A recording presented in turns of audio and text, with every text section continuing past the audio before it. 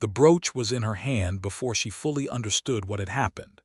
Henrietta Redmond stood in the doorway of the Granger ranch house, her fingers curled around something small and warm, something that felt like it had a heartbeat of its own, and Patrick Granger was watching her with an expression she had never seen on a man's face before.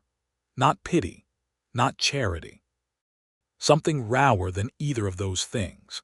Something that frightened her far more than the hunger she had woken up with that morning, or the humiliation of walking 3 miles in boots that let in the cold, or the particular shame of having exactly one dress decent enough to wear when asking a stranger for work. She opened her fingers. The brooch was oval, set in gold that had darkened with age to the color of late afternoon light, and at its center was a cameo of a woman in profile, her hair pinned up in a style that belonged to another century. Around the cameo's edge, tiny seed pearls had been set with the kind of patience that no longer existed in the world Henrietta knew. It was the most beautiful object she had ever held, and she had absolutely no right to it. "I cannot take this," she said, and her voice came out steadier than she deserved. Patrick did not move from where he stood, one hand braced against the door frame, his hat still on because he had not had time to take it off when she had turned to leave. "You are not taking it," he said. "I am giving it. That is your grandmother's brooch. Your foreman told me so when he was explaining why I should not bother coming up to the house. He said you keep it in a box on the mantelpiece and that you never let anyone touch it." Something shifted in Patrick's jaw. "My foreman talks too much. Your foreman was trying to protect you from me. Were you planning on doing me harm, Miss Redmond?" The question was so plain and so direct that it momentarily disarmed her. The wind came across the open land behind her and tugged at the hem of her dress, the dress she had spent the better part of an hour pressing that morning with the flat iron she had borrowed from the widow Calloway, who ran the boarding house in Colby Creek and who had extended her credit further than any sensible woman ought to have done. "No," Henrietta said. "I was not planning on doing you harm. I was planning on asking you for work." "I know," Patrick said, "and I am giving you the brooch." "They are not the same thing."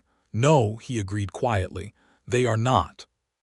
She stared at him for another long moment, and then, because the situation demanded she understand it rather than simply flee from it, she stepped back inside the doorway. The fire in the hearth was still going. The smell of coffee and wood smoke wrapped around her like something she had almost forgotten was possible.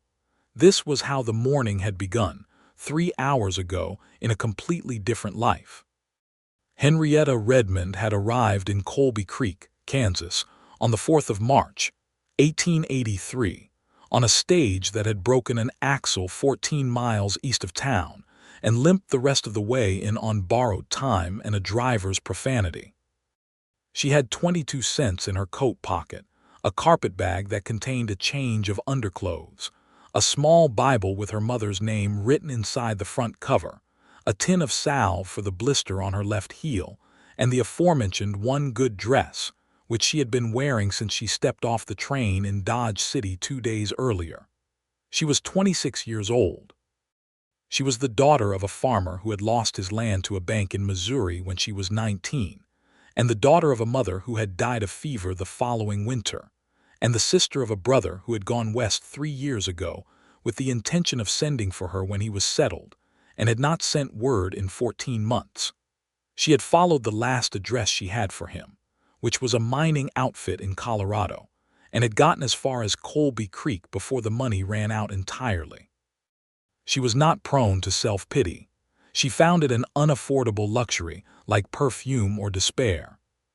The widow Calloway, whose boarding house was called simply Calloway's because the widow did not believe in unnecessary ornamentation, had taken one look at Henrietta standing on her porch in the blue-gray light of early morning, and had made a decision that Henrietta would only fully appreciate much later. She had taken her in, fed her cornbread and coffee, and told her that if she wanted to pay her keep, she needed to find work before the end of the week, because the widow's own finances did not permit charity no matter how much her heart inclined toward it. "There is the Granger ranch," the widow had said, pouring a second cup of coffee that Henrietta had not asked for but badly needed. Patrick Granger runs cattle, about 400 head now since the hard winter took some. He is a fair man, not easy but fair. He lost his housekeeper last month when she married the blacksmith, and I happen to know he has not replaced her because he does not trust strangers in his house. That does not sound promising, Henrietta had said. Most promising things do not sound that way at first, the widow had replied. The Granger Ranch was 3 miles north of town, up a road that was more suggestion than fact, through land that was brown and wind-scraped, and enormous in a way that made Henrietta feel both insignificant and strangely awake. She had walked it because she could not afford the livery, and because the walking gave her time to compose herself, to decide what she would say, to practice the particular combination of dignity and practicality that she had learned was the only effective armor against the world's tendency to look at a woman alone and see either prey or nuisance. She had knocked on the front door of the ranch house and been met by a man who introduced himself as Walt Briggs, Patrick Granger's foreman, who had the broad, weathered face of a man who had spent his life disagreeing with the weather and losing. He had looked her up and down with an expression that was not unkind, but was extremely thorough. "Mr. Granger is not here," Walt had said. "I can wait," Henrietta had said. Walt had studied her for another moment. "You looking for work?" "Yes." "What kind?" "Whatever kind he needs. Cooking, cleaning, keeping accounts if it comes to that. I am a good cook and I am thorough with a house." Walt had hesitated, and in that hesitation she had heard the shape of his loyalty to his employer, the protective instinct of a man who had decided long ago that his job included keeping people away from Patrick Granger who might complicate his life. He had told her to wait on the porch, and he had gone inside, and while she was waiting she had looked through the window that was beside the door and had seen the mantelpiece and the box on it, open, with the brooch visible inside, catching the firelight. She had not thought anything particular about it then. She had simply noted it the way you noted beautiful things you would never own, with a kind of practiced detachment. Patrick Granger had come home on horseback about 40 minutes later, riding in from the eastern pastures, with the manner of a man who was thinking about something other than the immediate situation. He was 30 years old, broad through the shoulders, with dark hair that needed cutting and hands that told the whole story of his life if you knew how to read them. He had seen her on the porch and pulled up short, and Walt had materialized from the barn to intercept him before he reached the house. Henrietta had watched them talk from the porch. She had been unable to hear the words, but she had understood the conversation perfectly. Walt was explaining who she was and why she should be sent away. Patrick was listening with his arms crossed and his hat tipped back slightly, which she would later learn meant he was genuinely paying attention. He had looked at her once during the conversation, not appraisingly, not dismissively, but with a kind of focused attention that had made her straighten her spine slightly without quite meaning to. Then he had walked to the porch and introduced himself and asked her inside. The inside of the ranch house was not what she had expected. It was not precisely tidy, because a man living alone does not keep things tidy the way they keep them in women's magazines, but it was not dirty either. It was organized according to a logic she could understand, the logic of a person who knows where everything is and does not see the point of moving things around. Books on a shelf, all of them clearly read. A rifle rack near the door, the rifles clean and maintained. A calendar on the wall with some dates marked in pencil. The box on the mantelpiece open, the brooch inside. He had offered her coffee and she had accepted, and they had sat at the kitchen table and she had told him exactly what she needed and what she could offer in exchange, without embellishment and without apology. She had watched him listen. He was the kind of man who listened all the way to the end of a sentence before he began forming a response, which was rarer than it should have been. "My last housekeeper," Patrick had said, "a woman named Mrs. Abernathy, was with me for 4 years. She knew the house and she knew my habits and she required very little direction. I am not certain I know how to explain what I need to someone who does not already know. Then do not explain, Henrietta had said. Let me work for a week. If at the end of the week you feel I am not suitable, I will leave without argument. And if I feel you are suitable, then we will discuss terms. He had looked at her for a long moment with those dark eyes that seemed to be measuring something she could not quite name. Then he had said yes. It should have ended there. She should have gone to the widow Calloway and told her she had found work and would be moving out to the ranch by the end of the week, and everything should have proceeded in an orderly and sensible fashion. But then, as she was putting on her coat to leave, the clasp had given way on her brooch, the small plain brooch that was the only piece of jewelry she owned, a simple brass circle that had been her mother's, and it had fallen to the floor, and Patrick had bent to pick it up before she could reach it, and when he had tried to hand it back to her, the clasp had broken entirely in his fingers. "I am sorry," he had said, and he had genuinely meant it, in the way that people mean things when they are apologizing for something small that has unexpectedly revealed something large. "It is fine," Henrietta had said, and she had meant that too, in the way that people mean things when they are holding themselves very carefully together. And then he had gone to the mantelpiece and taken the box down and opened it, and she had understood what he was going to do a full 3 seconds before he did it, and she had not stopped him. She had watched him take his grandmother's brooch out of the box and walk back across the room and hold it out to her. "Until yours is fixed," he had said. "I cannot take that," she had said, and they had been standing there ever since in the doorway, in the particular suspended moment that happens when two people have simultaneously arrived at the edge of something and are both trying to determine whether the other one is going to step back. She had not stepped back. Neither had he. She looked at the brooch in her hand one more time, and then she looked at him and she said, "Patrick Granger, I do not know what you think is happening here, but I want you to understand that I came to this house looking for work, not for anything else." "I know," he said, "and I intend to earn my keep honestly. I never thought otherwise." "And this brooch," she said, "I will give it back." "I expect you will," he said, "but not today." She closed her fingers around it again, and something in her chest moved in a way she was not prepared for.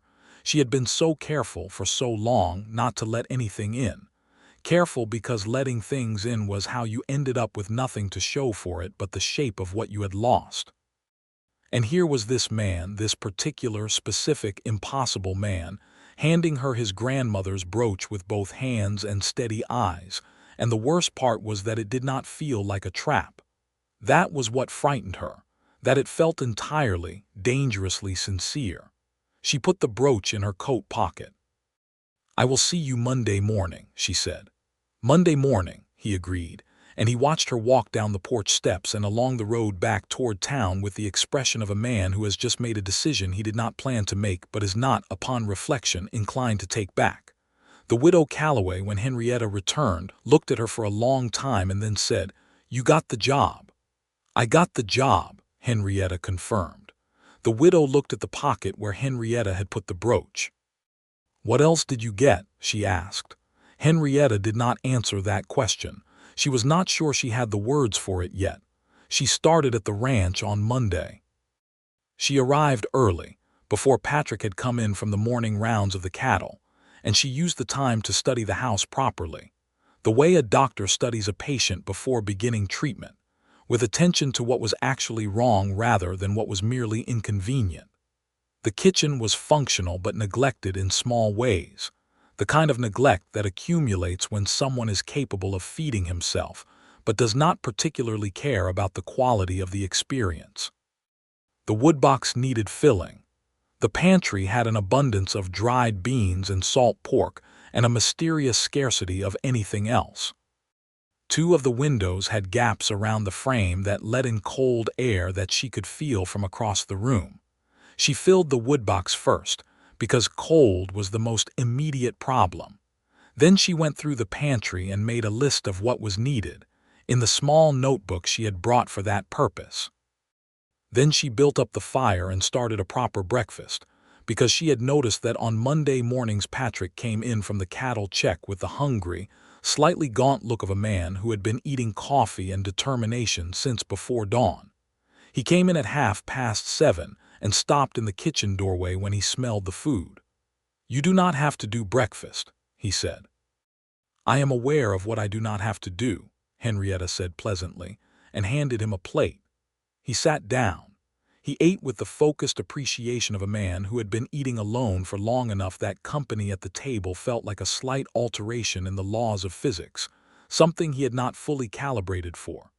She poured his coffee and sat across from him with her own, and she did not try to fill the silence with chatter, which she suspected he would have found exhausting. Instead, she reviewed her list. "Your pantry needs restocking," she said.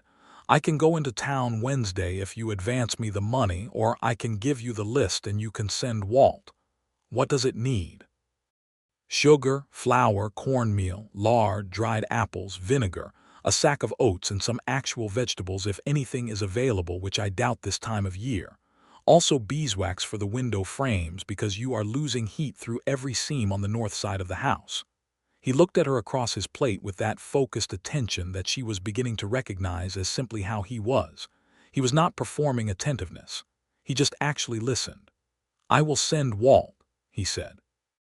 "Write down the list exactly." "I will."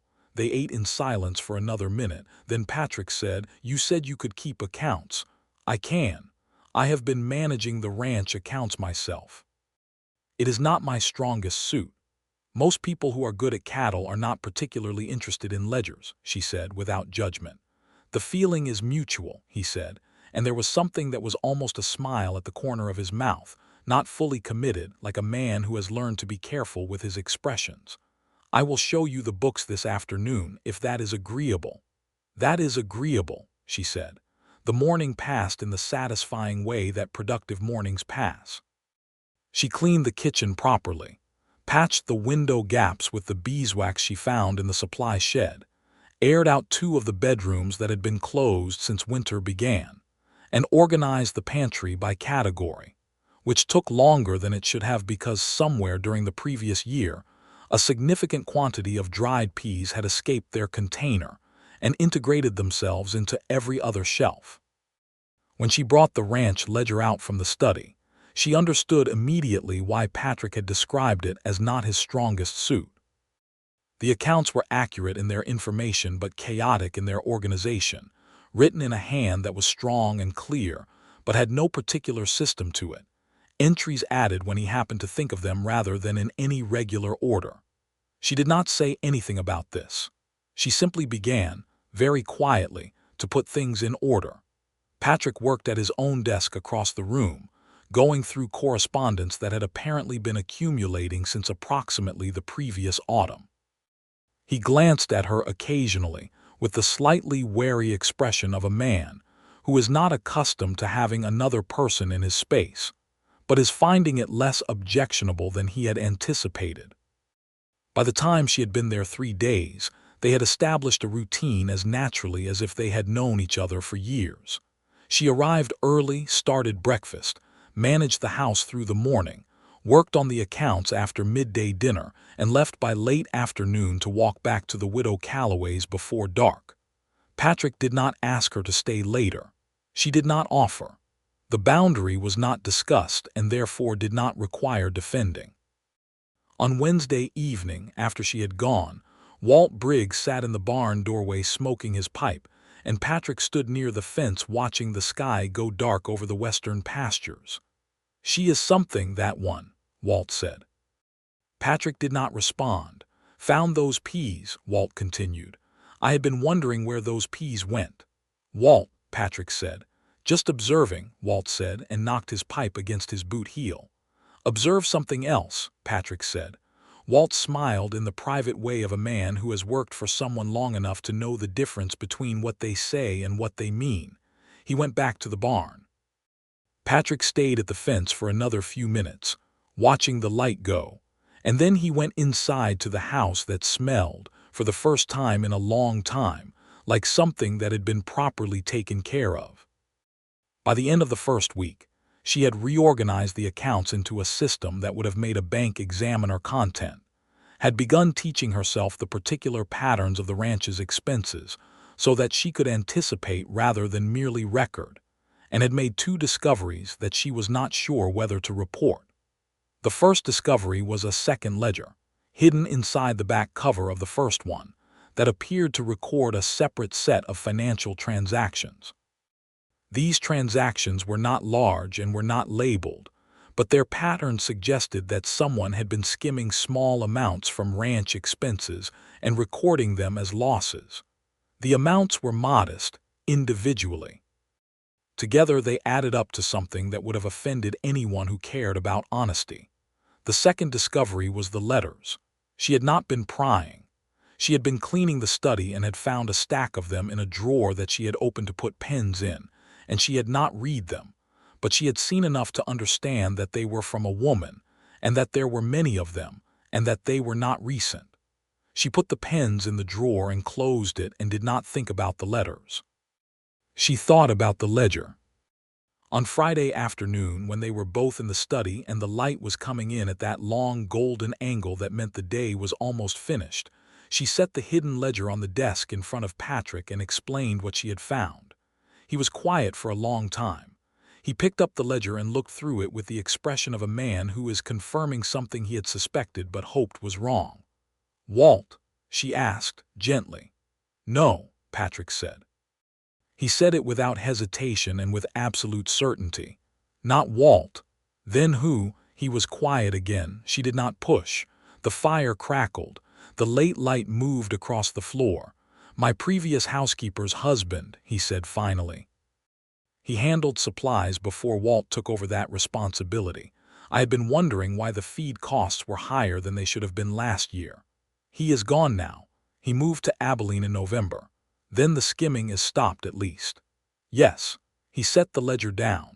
He looked at her with an expression that was difficult to read but that she was beginning to be able to feel, in the same way that you can feel a change in weather before the clouds actually arrive. "How did you find this?" "I was looking for where the feed costs went," she said. "I kept the expenses column honest, and when I added everything up the numbers did not agree with what should have been there. So I went looking for where the difference had hidden itself." He was still looking at her. "Most people would not have noticed. Most people do not look carefully at numbers," she said. "I find them reliable. They do not dissemble." The corner of his mouth moved. Not quite the smile she had started to watch for, but something adjacent to it. "Unlike people," he said. "Unlike some people," she agreed, and she met his eyes, and for a moment neither of them looked away, and the fire did something in her chest again, that treacherous warmth, that dangerous and unwelcome feeling of something in her beginning to want. She looked down at the ledger. "I will reconcile the accounts from the beginning of last year," she said. "It will give you a cleaner picture of where things actually stand." "Thank you," Patrick said. He did not say it the way people say thank you when they are being polite. He said it the way people say it when they mean it, when the words carry actual weight.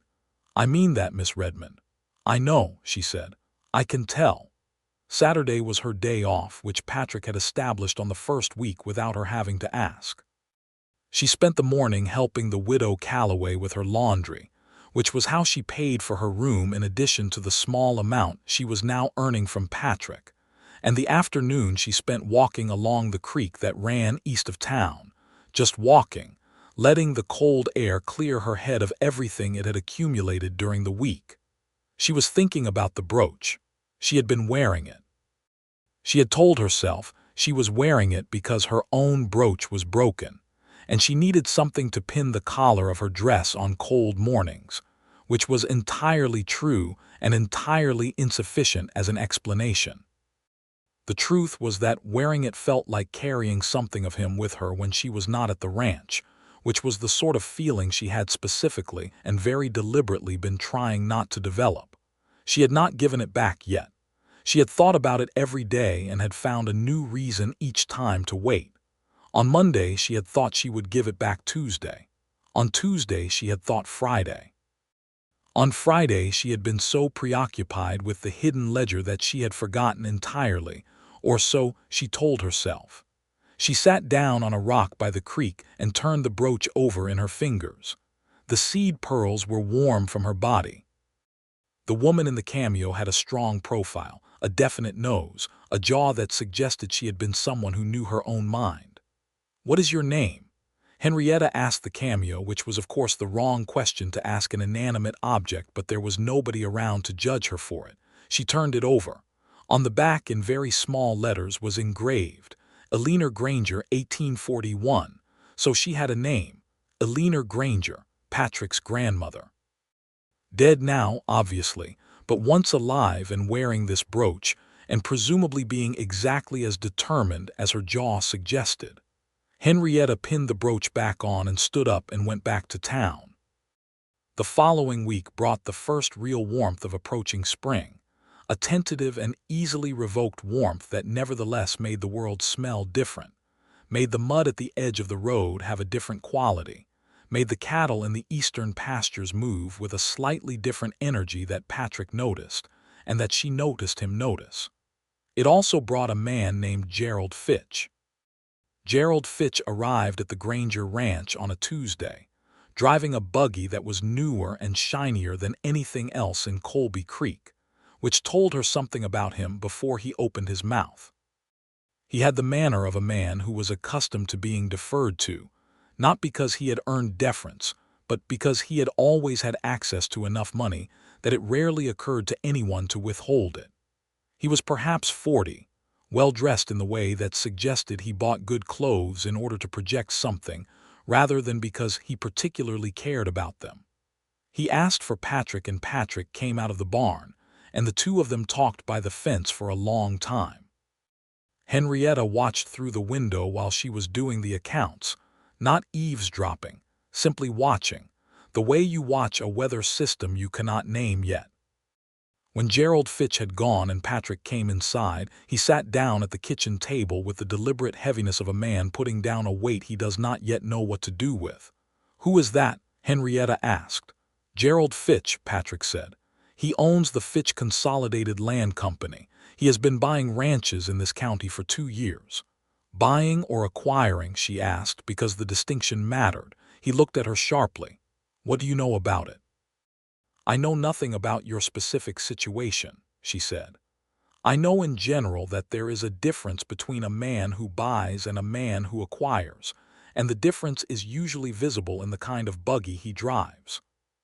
Patrick made a short sound that was not quite a laugh. "He wants this land," he said.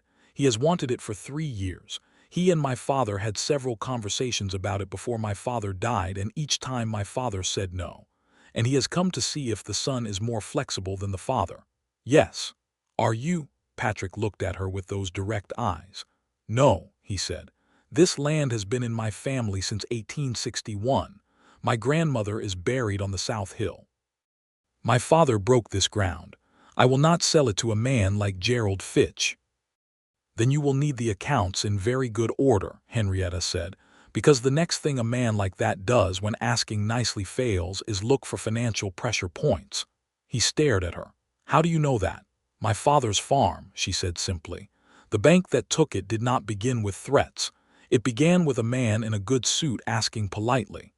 There was a silence between them that was full of something she could not quite categorize. Understanding, maybe. The particular recognition that happens when two people discover they have been through the same kind of storm, arrived at it from different directions, but know the same name for the wind. "I am sorry about your father's farm," Patrick said, and he meant it the way he meant everything, entirely and without decoration. "I am too," she said. She picked up the pencil. "Let us make sure it does not happen to yours." They worked together that evening longer than she usually stayed, going through every entry, every debt, every asset, building a picture of the ranch's finances that was accurate and complete, and that showed clearly that the Granger Ranch was not in distress but was also not untouchable. There were 2 bank loans, both from the Colby Creek National Bank, both with reasonable terms, both current on payment. The cattle herd was healthy and worth more than the loans. The land itself was worth considerably more than that. "You are secure," she said, as long as the bank loans stay with Colby Creek National and do not get sold. Sold to whom? I would look at whether Gerald Fitch has any relationship with that bank, she said. Bank loans can be purchased. If he buys your note, he becomes your creditor, and creditors have options that interested buyers do not. Patrick was very still. You think he would do that? I think a man who has been trying to acquire the same land for 3 years has thought of everything. They looked at each other across the desk, and the fire was low by now, and the room was quiet, and she was aware of how long she had stayed and also of the fact that she had not wanted to leave, which she noted and set aside. I will go to the bank tomorrow, Patrick said. I will talk to Daniel Marsh, the bank president. He is a friend. I will find out if there has been any conversation with Fitch. Do it before the end of the week, Henrietta said. Men like that move quickly once they have decided to move. Patrick stood and she stood too, and they were close, suddenly, in the way that people who have been working together in a small space for hours become close without noticing the gradual closing of the distance. She stepped back slightly, the instinct of self-preservation, and he noticed, and the noticing was visible in his face. I will have Walt drive you back to town, he said. It is too late for you to walk. I do not want to trouble Walt, she said. Walt would tell me the same thing as I am telling you, Patrick said. It is too late and too dark, and you will not walk back alone. There was no argument to be made against plain sense. She let Walt drive her back in the wagon, and she sat in the cold air watching the stars over the prairie and turning the brooch between her fingers through the fabric of her coat pocket, and she admitted to herself, for the first time, formally and with full awareness of what she was admitting, that she was in serious danger of falling in love with Patrick Granger. The danger, as she assessed it, was not primarily the danger of heartbreak, although that was present. The danger was specifically that she did not know his secrets yet, and she had been in enough difficult situations to understand that the things people did not say were frequently the things that mattered most. She knew about the land, she knew about the grandmother, she knew about Gerald Fitch. She knew that he was fair and that he listened and that he meant what he said. She did not know about the letters. She decided to ask, not immediately, not the next day or the next week. She was not impulsive by nature, and the letters were in a closed drawer, and she had not read them, and asking about them would require establishing that she had seen them, which would require explaining why she had opened the drawer, which would turn a simple question into a much more complicated conversation about the nature of her curiosity and the boundaries of her position. She waited. The warmth of early spring arrived and then retreated and then arrived again, the way spring does in Kansas, teasing and noncommittal, and Patrick went to the bank and came back with confirmation that Daniel Marsh had indeed been approached by Gerald Fitch about the possibility of purchasing the Granger notes, and that Daniel Marsh had declined, because Daniel Marsh had known Patrick's father and had no interest in being the instrument of his son's dispossession. But Daniel Marsh was 67 years old and his health was not reliable, and the bank had other directors who might view the situation differently, and the threat was not passed, merely postponed. Patrick told her all of this over the kitchen table, because she had become the person he told things to. She could see it happening in him, the gradual loosening of the tight knot of privacy that men who live alone tend to develop, the cautious extension of trust that looks nothing like trust and everything like someone simply talking to the person who is there, who listens, who already knows most of it anyway. She told him what she thought they should do, which was to pay down one of the loans ahead of schedule if the cash flow from the spring cattle sales would support it, reducing the amount of debt that could theoretically be purchased and weaponized. He listened and agreed and told her to look at the numbers and tell him if it was possible. It was possible by a narrow margin that required the spring sales to go well. The spring sales will go well, Patrick said when she showed him the numbers. The cattle are healthy and the price in Abilene is better this year than last. You are confident. I am not in the habit of pessimism about things that are within my control, he said. The cattle are within my control. Fitch and the bank are not, which is why we are working on the loan." She had smiled at his use of "we," and he had noticed her smile and looked away at the window, and the moment had passed but the word had not. "We." She thought about it walking home that evening, which she still did despite Patrick's standing offer of the wagon, because the walk gave her time to think, and the prairie light at dusk was something she had come to love without planning to. The way the sky went through every shade of orange and pink and purple before settling into dark. The way the wind smelled like grass and distance, and something she could not name but that felt like possibility. She thought about the word "we" and about the drawer and about Henrietta Granger's brooch pinned to her dress, and she thought, "I am going to ask him." She did not ask him the next day, which was a Thursday, because Gerald Fitch came back. This time he did not come alone. He came with a man who introduced himself as a lawyer from Wichita, and the two of them asked for a meeting with Patrick in the front room, and Henrietta had been in the kitchen and had heard all of it through the wall, which was thin enough that she had not needed to strain. Gerald Fitch, it turned out, had done more than approach the bank. He had also, quietly and through several intermediaries, purchased a substantial portion of the water rights to the creek that ran along the southern edge of the Granger land. He had done this by buying out two smaller neighboring landowners who had needed money and had not fully understood what they were selling. And without adequate water access in a dry summer, a cattle operation of the Granger ranch's size was not viable. She heard Patrick's voice go flat and quiet in the way that she had learned meant he was containing something very large. She heard him tell Gerald Fitch to get off his land. She heard Gerald Fitch say, pleasantly, that he would give Patrick 60 days to consider a fair offer because he was a reasonable man. She heard the front door close. She was already in the study with the water rights documentation she had found in the land records file when Patrick came in from seeing them out. He stopped in the doorway and looked at the papers spread on the desk. "You heard," he said. "The walls are thin," she said. He came to the desk and looked at the papers. She had found the original water rights agreement from 1865, when Patrick's grandfather had negotiated access to the creek with the territorial authority. It was a complicated document, full of the conditional language of a different era, and she had been reading it quickly and carefully. "There is something here," she said, pointing to a section near the end. "Your grandfather's agreement includes what is called a prior appropriation clause. It establishes the Granger Ranch as the primary user of this water source, predating any subsequent claims. If that clause holds, then any water rights sold after 1865 are subordinate to yours." Patrick leaned over the desk to read where she was pointing. He was very close, close enough that she could smell the cold air that was still on his coat. She focused on the document. "This needs a lawyer," he said. "Yes, not a Wichita lawyer. Someone who works out of Topeka, ideally, someone with no connection to Fitch's business interests." "I know someone in Topeka," Patrick said. "My father's lawyer. His son has taken over the practice." He was quiet for a moment, reading the clause again. Then he straightened and looked at her. "How do you know about prior appropriation?"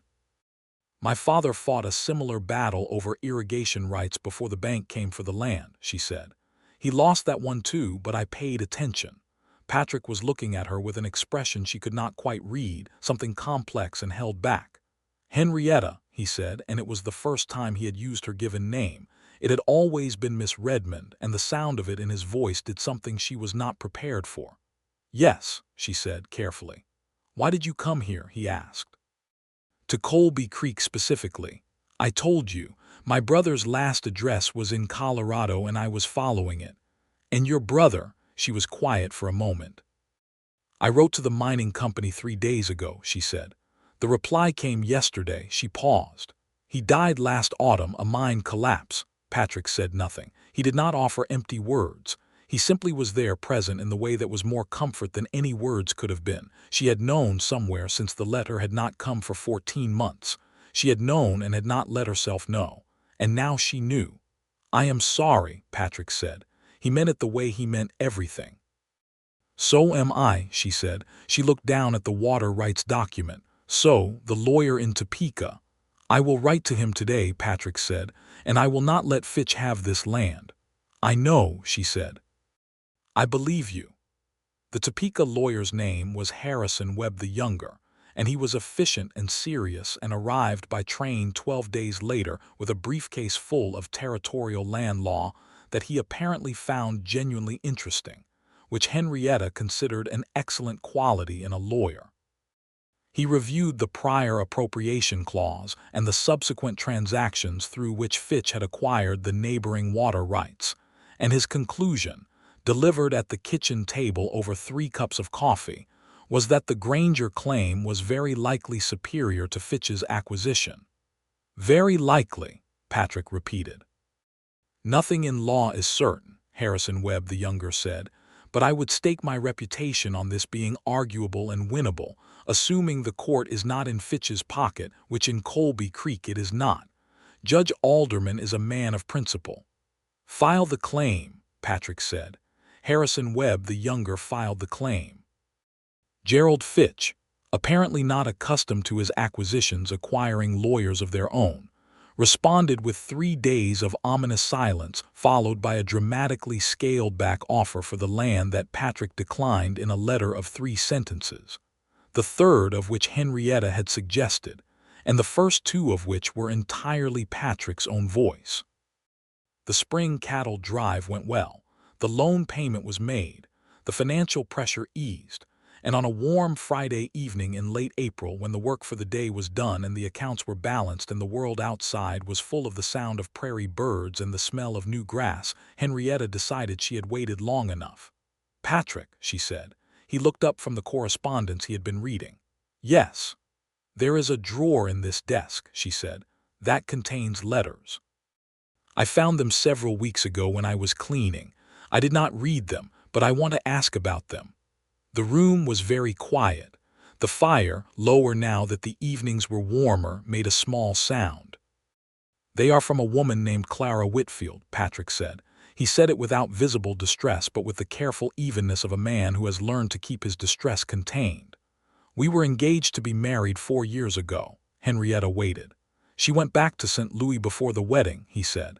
"She said the life here was not what she had imagined, the distance from her family, the isolation, the quality of life." He paused. "Those are her words, not mine." "I see," Henrietta said. "I kept the letters because I thought I ought to. There was a period when I reread them, looking for what I should have seen coming. I stopped doing that about a year ago." "Have you thought about burning them?" she asked. Something moved in his expression. "Yes," he said. "Recently." She met his eyes. The late evening light was doing something golden to the room, to the dust motes in the air, to the color of the wood on the walls. She was aware, with the complete and slightly terrifying awareness that accompanies important moments, that this was one. "Patrick," she said, "I am going to tell you something and I need you to hear it clearly." "I am listening," he said, which she knew was true. "I came here to ask for work. That is what I wanted. That is the only thing I intended." She paused. "But I have been wearing your grandmother's brooch for 6 weeks, which is considerably longer than the time it would take to repair a broken clasp, and I think we both understand what that means." He was very still. "I am not a woman who allows herself to feel things she cannot afford to feel," she said. "I have been poor and I have been alone, and I have learned that hope is a resource you have to budget carefully.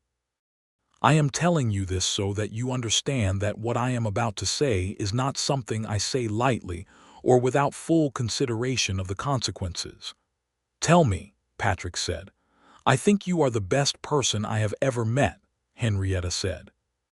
"I think you are honest and you are kind and you are exactly who you appear to be, which is rarer than diamonds and twice as valuable. And I think that if you were to ask me to stay, not as your housekeeper but in some other capacity, I would say yes without hesitation." The silence that followed was long enough that she had time to wonder if she had made a catastrophic miscalculation, long enough that she felt the particular cold of having said a true thing in the wrong moment. But she did not take it back. She watched him and she waited. Patrick stood up from his chair and he came around the desk and he stood in front of her, and he was close enough now that she had to look up slightly to see his face, and his face had that expression on it, the one she had seen in the doorway on the first day, raw and open in a way she suspected very few people had seen on him. "I was going to ask you on Sunday," he said. "I had decided on Sunday specifically, because I thought if I gave it until Sunday I would be certain." "And are you certain now?" she asked. "I have been certain since the second week," he said. "When you found the hidden ledger and brought it to me directly and told me the truth about it even though you did not know what my reaction would be. I have been certain since then." She laughed, which surprised them both, a soft and genuine and slightly undone laugh. "That is an unusual moment to have been certain," she said. "You want to know something about me," he said. "You can know a great deal about a person from how they handle a moment when honesty is uncomfortable. You chose honesty. You have chosen it every single day. I notice those things." "I know you do," she said. "It is one of the things I have been trying not to fall in love with." "Trying," he said. "Trying," she confirmed, "with incomplete success." And then he reached up and took the brooch from where it was pinned at her collar, very carefully, the way you handle something precious, and he turned it over and looked at the engraving on the back, Henrietta Granger, 1841, and then he looked at her.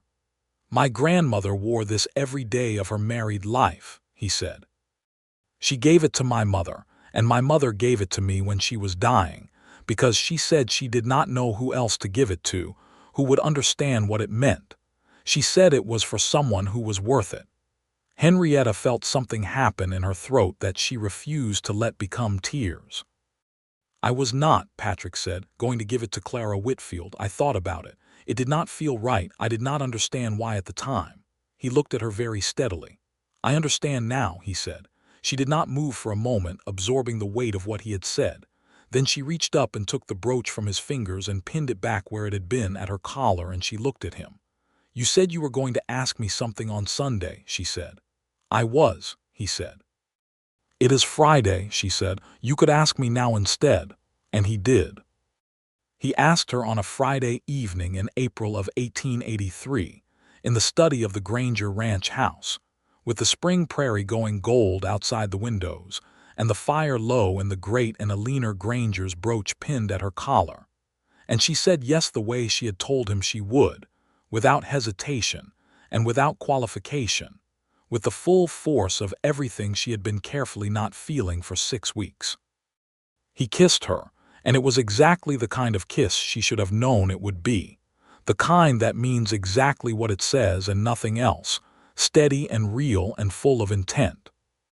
The widow Calloway, when informed, said, "I know," with the serene satisfaction of a woman who has been waiting for news that she has long since considered inevitable.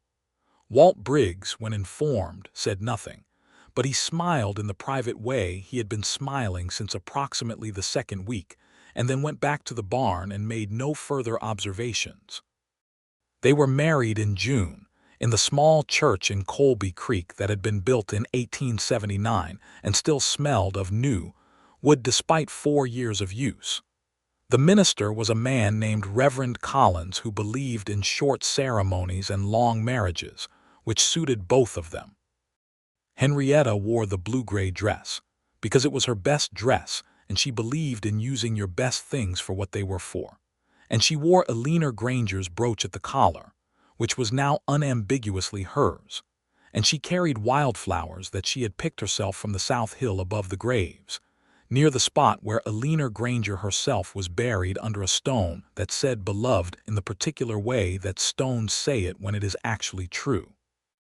Patrick wore his good suit and his hat until Reverend Collins told him he could take it off during the ceremony, and he looked at Henrietta through the hole of the vows with an expression that she knew she would see every time she closed her eyes for the rest of her life. Walt stood up as Patrick's man, and the widow Calloway stood with Henrietta, and afterward there was a supper at the ranch that included half the population of Colby Creek, and most of a very large ham and a quantity of pie that the widow Calloway organized with military efficiency. Gerald Fitch sent a note of congratulations that everyone understood was in fact a strategic communication designed to establish a relationship with the newly married Grangers, which Patrick and Henrietta read together, and then set aside as the information it was. The water rights case worked its way through the county court over the summer and was decided in September in Patrick's favor. The prior appropriation clause upheld. Fitch's subsequent claims declared subordinate. Gerald Fitch did not take it gracefully, but he took it, because the law had spoken, and even Gerald Fitch understood the limits of what money could do in a county where the judge was, as Harrison Webb the Younger had said, a man of principle. Henrietta continued managing the ranch accounts, because she was good at it, and because it was genuinely useful, and because she found a particular satisfaction in the order of numbers that she had found all her life, and that no longer had to serve survival alone. She also took on correspondence for Patrick that freed him for the physical work of the ranch, and between them they ran things in a way that was notably more efficient than before, which Walt acknowledged by not commenting on it, which was his highest form of approval. She was happy in a way she had not anticipated being.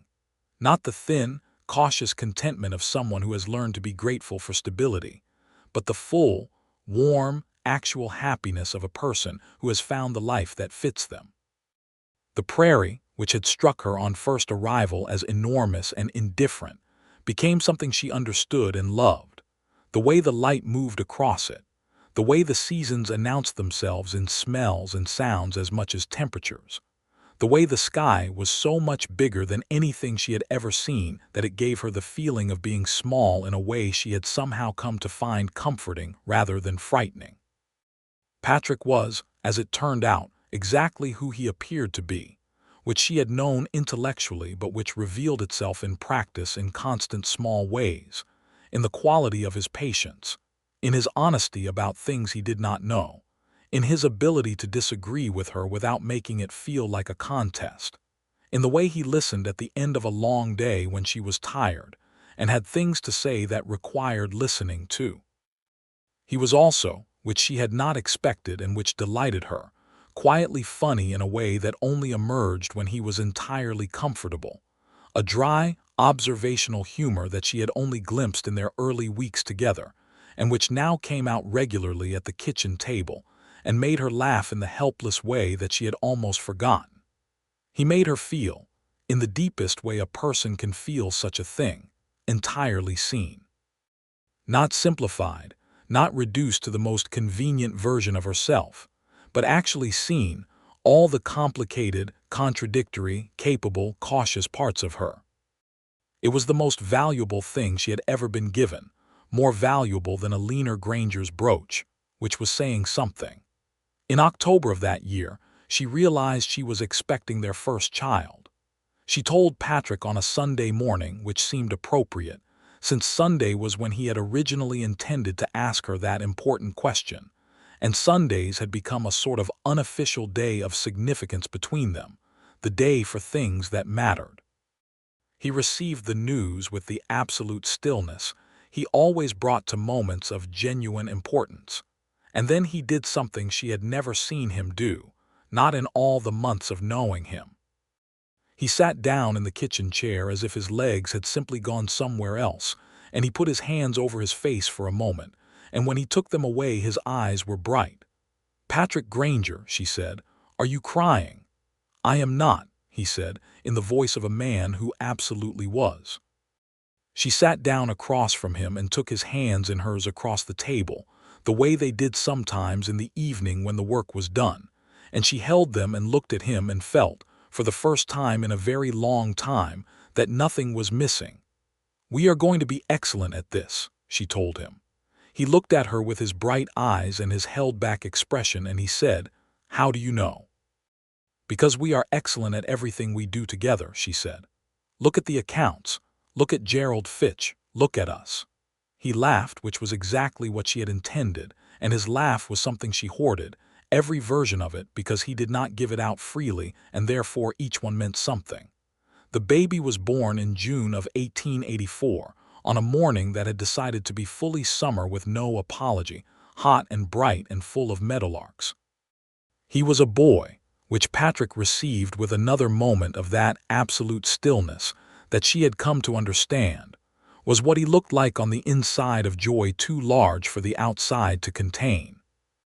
They named him Thomas, after Patrick's father, and he had Patrick's dark hair and Henrietta's particular way of looking at the world as if she was already deciding what to do about it, which she found deeply charming and Patrick found slightly alarming in a way he was clearly also charmed by.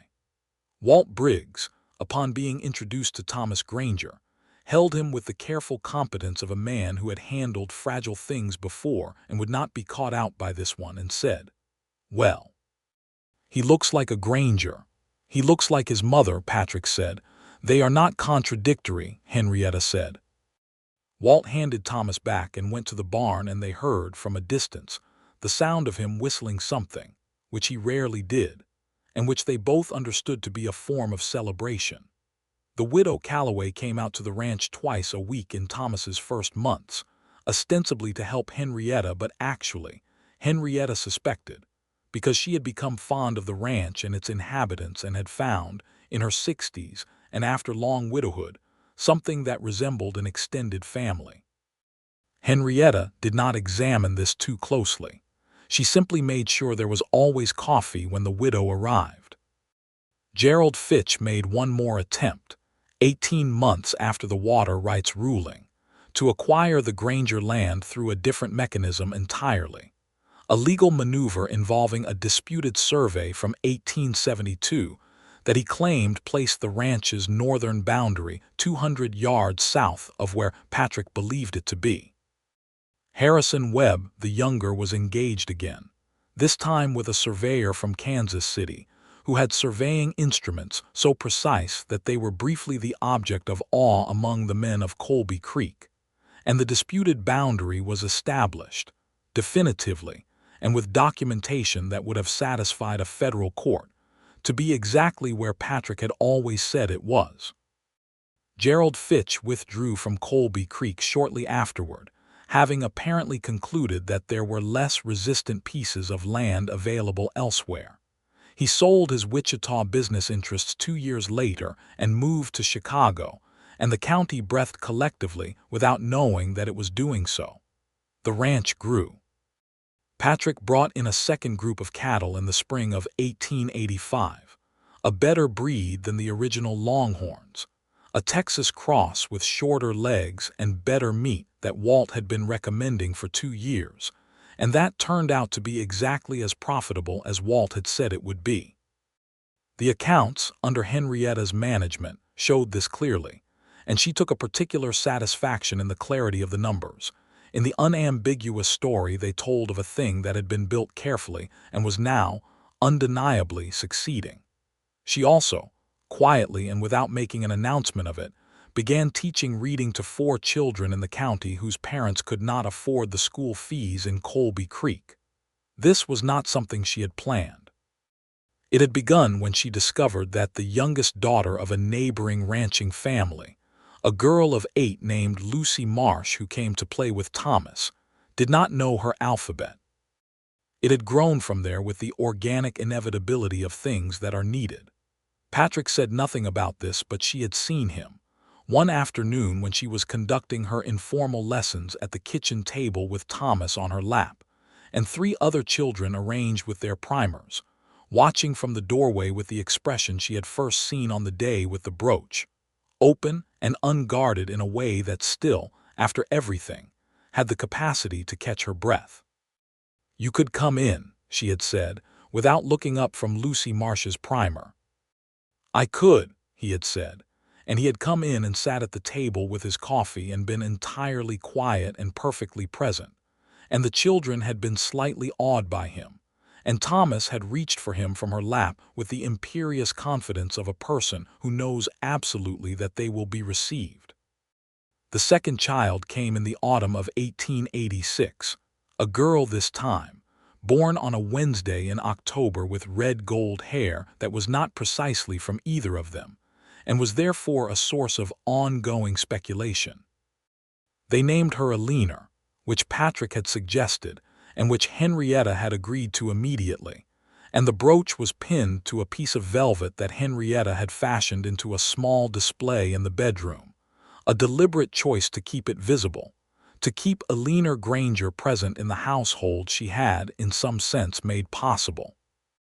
Patrick had looked at the velvet display one morning and had said nothing, but he had reached out and touched the brooch very lightly with one finger, and then he had kissed Henrietta's temple, which was a thing he did in the mornings regularly, and which she never tired of. Baby Eleanor had her great-great-grandmother's strong profile. This was noted by everyone who saw her, and was universally considered a compliment, which Henrietta thought Eleanor Granger would have appreciated.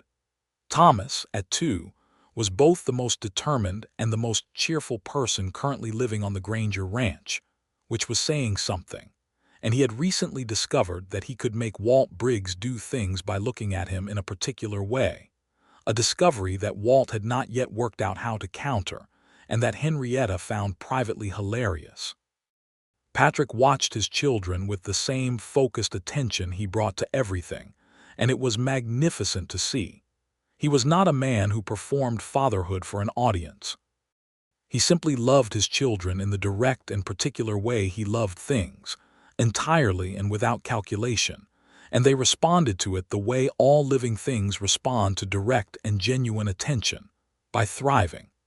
On a Sunday evening in November of 1886, Patrick and Henrietta sat on the porch of the ranch house after the children were in bed, watching the stars come out over the prairie. Thomas was not yet 3, and Eleanor was 6 weeks old, and Henrietta was tired in the deep, structural way of a woman who has done a great deal and knows she has done it, tired in a way that is not unhappy. Patrick had his arm around her and she had her head against his shoulder, and neither of them was talking, which was one of the things she loved most about him. That silence with him was not something to fill but something to inhabit. After a while he said, "Do you remember the first day?" "I remember every part of it," she said. "I saw you on the porch when I was coming in on horseback," he said. "You were standing with your back straight and your hands at your sides, and you were watching me come up the road with an expression that I could not figure out." "What was the expression?" she asked, curious. "Calculating," he said, "not in a bad way. In the way that someone is calculating when they are trying to determine if a situation is safe. I saw it and I thought, Walt is wrong about this one." "Walt was trying to protect you," she said. "Walt was," Patrick agreed. "And I came inside and you told me exactly what you needed and exactly what you could offer, and you did not apologize for either, and I thought, this is the most honest person who has ever sat at that table." She was quiet for a moment. "I was very frightened," she said. "I was better at hiding it then." "You were not hiding it," he said. "I could see it too. You were frightened and you were honest anyway, and that is considerably braver than not being frightened." She turned her head slightly to look at him. The stars were very clear. The prairie was dark and enormous and full of the smell of cold grass and distance. He was looking at the stars with that look he had, quiet and present and entirely his own person. "Patrick," she said. "Yes." "I am glad the clasp broke," she said. He looked at her. "What?" "My brooch clasp," she said. "The day I was leaving, I am glad it broke. I am glad you picked it up, and I am glad it broke in your fingers, and I am glad you went to the mantelpiece. Because if none of that had happened, it might have taken us considerably longer." He looked at her for a long moment with the bright eyes he almost never showed, and the almost smile that was fully a smile now, had been for years, and he said, "I was going to find another reason." "You were going to find another reason," she repeated. "I had a list," he said. "I had been preparing it since the second week, like you said. I was not going to let you leave without some reason to come back, and if the brooch had not cooperated, I would have found something else." He paused. "I had considered pretending the accounts were more complicated than they were." She laughed, genuinely and completely, the helpless kind. "Patrick Granger," she said, "you are a devious man." "I am a determined man," he said. "There is a distinction." She leaned her head back against his shoulder and looked at the stars and thought about determination, and about the distance she had traveled and the things she had lost and the things that had, unexpectedly and without permission, been given back to her in forms she had not known to want. Her brother was gone and her parents were gone, and the farm in Missouri was long since someone else's, and she had arrived in Colby Creek with 22 cents and one good dress and nothing resembling a future, and here she was. Here she was. Inside the house, through the window, she could see the amber light from the fire, and the velvet display on the bedroom wall with Henrietta Granger's brooch pinned to it, and the shapes of Thomas's toys on the parlor floor, and the desk in the study where the accounts sat in their careful order, and the calendar on the wall with the dates marked in pencil. Her life, actual and present and full. In the spring of 1888, when Thomas was almost 4 and Henrietta was 18 months old, and the Granger ranch had had 2 very good years in succession, and the accounts reflected this with the quiet satisfaction of numbers that tell a good story, Henrietta found herself expecting again. She told Patrick on a Sunday, naturally, because Sundays had remained the day for things that mattered, and he received the news with the same absolute stillness as before, but without the sitting down, which she interpreted as evidence of growing confidence in his capacity to handle joy. "Thomas wants a brother," he said after a moment. "Thomas is 3, she said. "Thomas wants a dog." "He wants both," Patrick said. He mentioned both in that order. "We cannot predict the baby," Henrietta said, "but I am open to discussing the dog." The dog arrived before the baby, a brown cattle dog that Walt selected with the gravity of someone making a significant purchase, and Thomas named it immediately and irrevocably Duke, and Duke was generally agreed to be an excellent addition to the ranch, because he immediately began helping with the cattle in the capable and instinctive way of working dogs, while also being completely devoted to Thomas, which the dog appeared to find no contradiction in.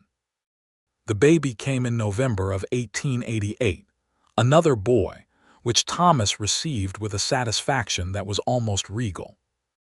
They named him James, after Henrietta's father, which she had not expected Patrick to suggest, but which he had, quietly, on a Tuesday evening when she had been talking about her father for the first time in a long time. She had looked at him across the kitchen table, and had felt something close in her chest that was not sorrow exactly, but was the warm, aching fullness of being known. James was louder than either Thomas or Henrietta had been, which was quickly established, and which Duke found interesting rather than distressing, which endeared the dog to Henrietta permanently.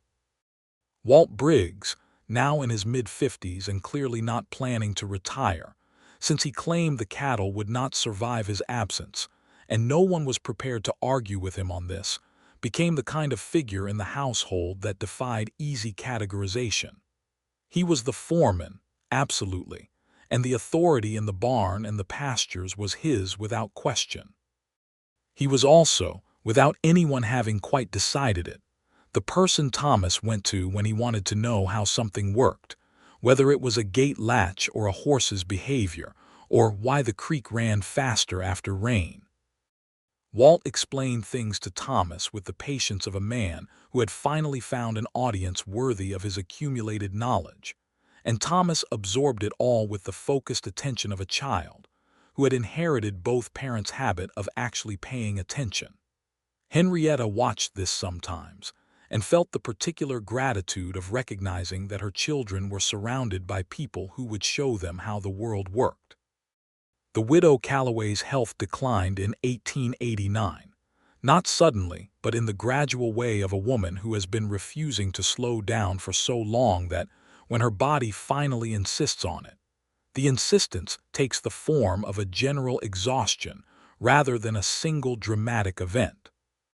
Henrietta went into Colby Creek twice a week that winter to help with the boarding house, and Patrick had the wagon take her without being asked. And when Henrietta suggested that perhaps the widow might be more comfortable at the ranch where she could be looked after more easily, Patrick had said, "I was waiting for you to suggest it," and had Walt build another bedroom onto the house within the month.